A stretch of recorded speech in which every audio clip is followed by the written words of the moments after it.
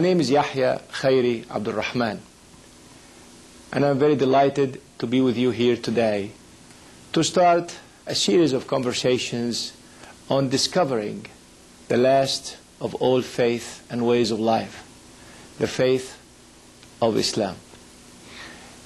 And in doing so, I hope and pray that we will discover together a way of life that will soothe our hearts and bestow peace at heart and peace of mind unto each and every one of us. I came to America in 1968 and enjoyed living in America with my fellow Americans, but as the minority of all minorities in America. And believe me, it wasn't easy to start a new way, the way of Islam in America. In 1968, when I came, very few people knew what prayers of the Muslims are. Very few people knew indeed what Islam is, and very few people knew about Ramadan and the fasting in the month of Ramadan.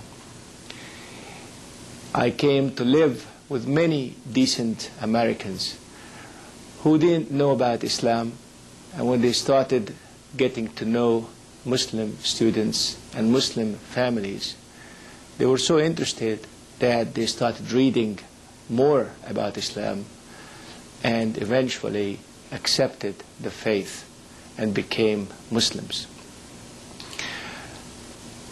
I raised 2 children, 2 daughters here in America, and through this process we got to meet so many parents that we were honored to meet, and were very interested and fascinated by this new process of the Islamic way of life, the Islamization of your thought process, of your thinking, of your imagination.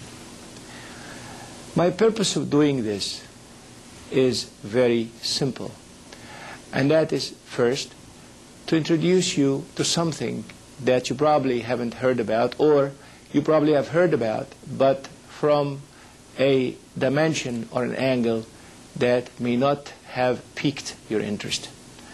And I hope after piquing your interest, you will start getting to know Muslims a little bit better, getting to be closer to Muslim families, to get to discover how they live, and hopefully you will start reading about Islam and eventually surfing the net. Then you can know more and more about this fascinating faith. In this series of conversations, I would like to share with you how I discovered God in America, despite the fact I was born Muslim, how I personally discovered it through intensive studies of the Holy Quran and of the tradition of Prophet Muhammad and the history of all faith. I will share with you the process in which Prophet Abraham, the father of all prophets, discovered God, and how he, Prophet Abraham, defined God, and how we can benefit from this fascinating insight that was revealed in the Holy Quran. And in doing so, I hope that you will share this experience and this knowledge with others, hoping that we can disseminate that information for all, regardless of their religious background or their faith. This series is going to include a number of topics.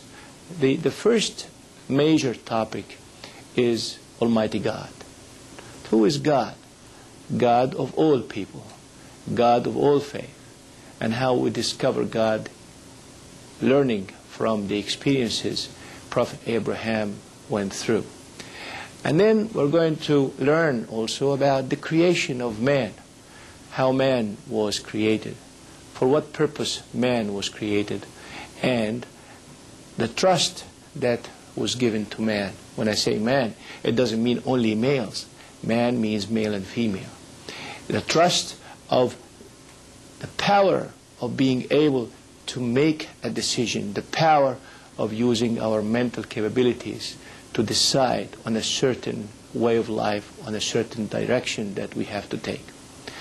And then the relationship between Adam and Eve as understood and lived according to the Islamic faith, according to the faith of Abraham and all the prophets, including Moses, Jesus, and Prophet Muhammad, may God's peace and prayers be upon them, in contrast to the relationship of Adam and Eve as understood by the Westerners, and how this impacts the lives of those who live by Islam and those who live by the Western thought of life. And then we talk about the character of this great man, the greatest man that God has ever created, Prophet Muhammad. May God's peace and prayers be upon him. As you know, one very famous author by the name of Dr. Michael Hart has done a research on the most influential 100 men in the world. And he has concluded that Prophet Muhammad was the most influential prophet ever to come, influential man ever to come to mankind. And number 2 was Isaac Newton, and number 3 was Jesus Christ. And the reason he chose Prophet Muhammad was that he was the only prophet that can be successful, that was successful in the spiritual and religious arena, and in the same time in the human and business arena. And this balanced character and personality has changed the tide of history.